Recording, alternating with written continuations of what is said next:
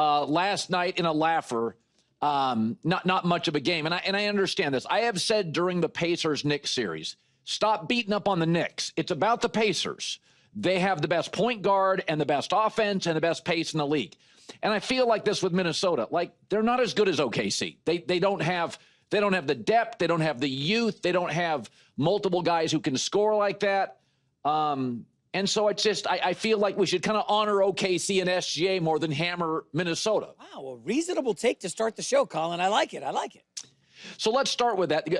Obviously, OKC, that game was over in about 7 minutes. The great thing about SGA, of the many great things, what I really like is he is delivering and fulfilling everything I've been told Jason Tatum does, but doesn't really. Last year, the Celtics go on their championship run. Jaylen Brown's the MVP of the Eastern Conference Finals. Jaylen Brown's the Finals MVP. And Jaylen Brown's the aggressor and often the initiator. SGA wants the ball, is always the aggressor, and he plays. Williams, Holmgren, he's got multiple great players around him, but he is clearly the alpha. And that's all I ever asked with Tatum and got pushback.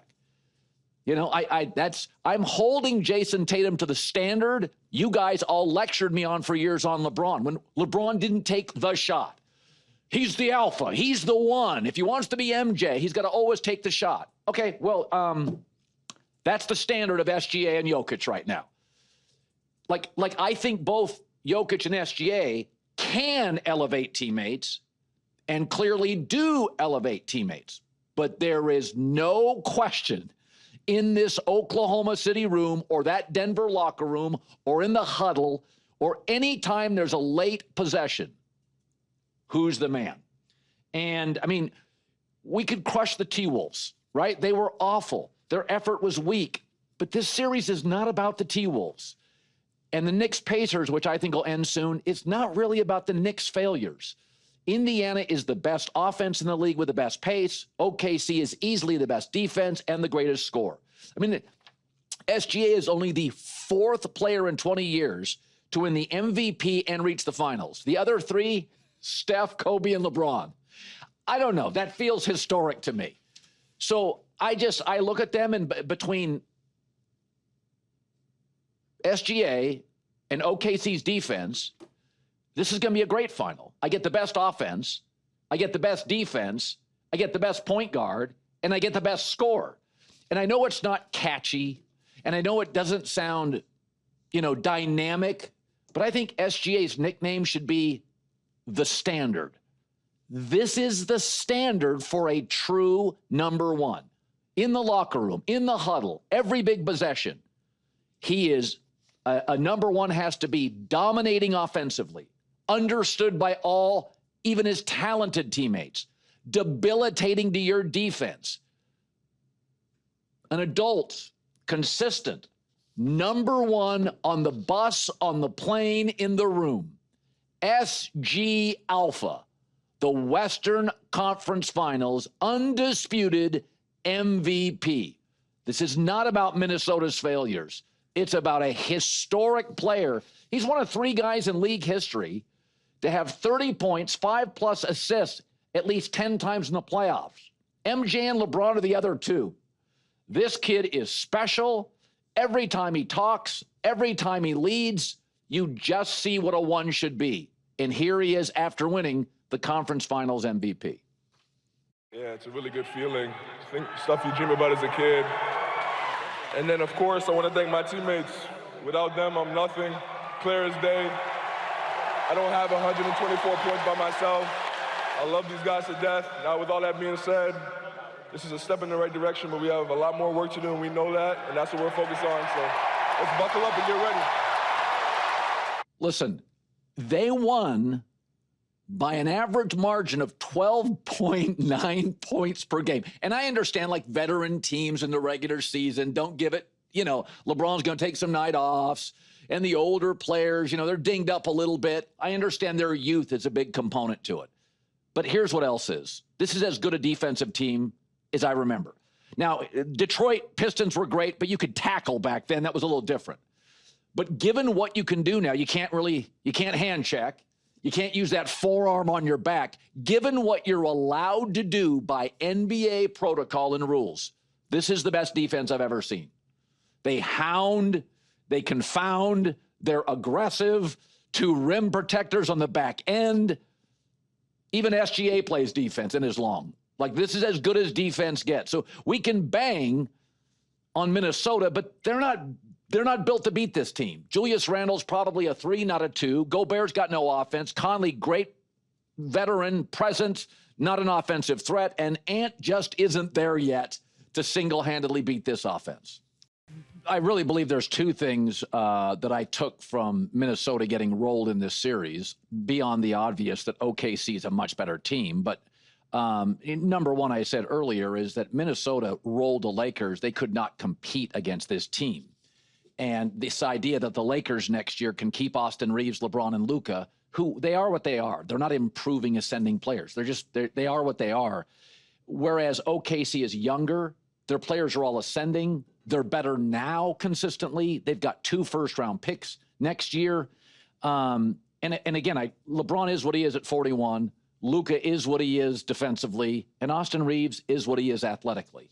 I think it's been established what the Lakers players are. That's why I think you have to move Austin Reeves and get a big and get a wing and do the best you can.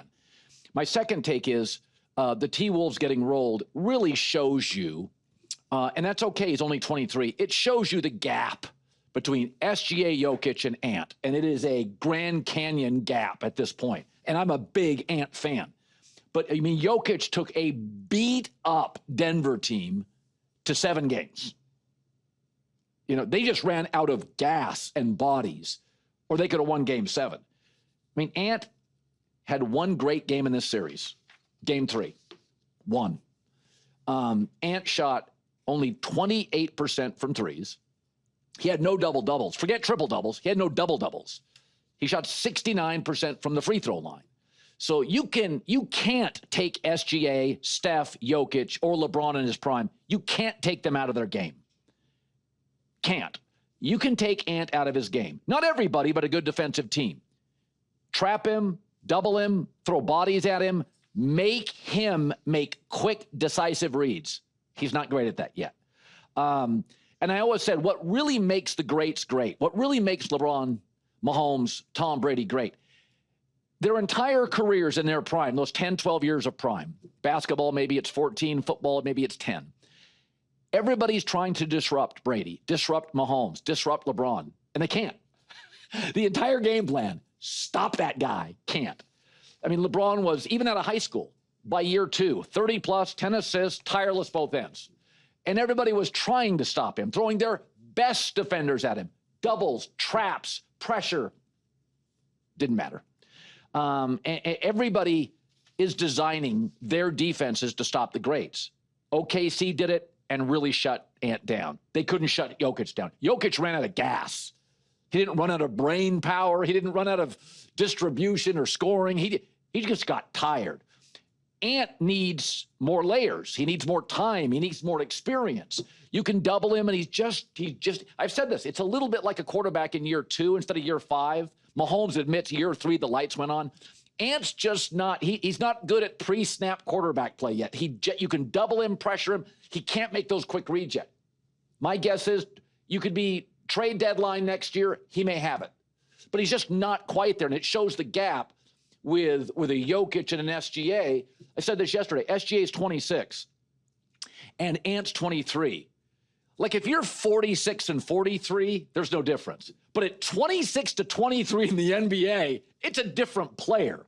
I mean, SGA's decision-makings, his ability to manipulate defenders and the officials. Like, SGA, 26 with all his experience, like, oh, that's an adult. He is now starting a prime. Ant's not in his prime yet. He'll probably get there end of next year. He'll probably, sometime in May, for about a 9-year period, he'll be in his prime. So what you're seeing is what the NBA is. It's hard. And because these guys like Ant come out after 1 year of college, you know, I always said they can't even drink at the hotel bar the first several years in the league. So he just needs more snaps to be able to read that two deep and zone and that man-to-man coverage and rolling over cornerbacks. He just needs more snaps at the line of scrimmage. That's what he needs. Here's Ant after. They was the better team. They came out and beat us, punched us in the face, and we lost the game. We lost the series. Yeah, I'm going to work my butt off this summer. Nobody's going to work harder than me this summer. I tell you that much. And remember, Shai at 23 had never been an all-star. So you start stacking these years and these experiences. Young quarterbacks and Ant, they grow up really fast. We're probably the all-star break next year, an off season and 30 more games of him graduating to the things we're missing now.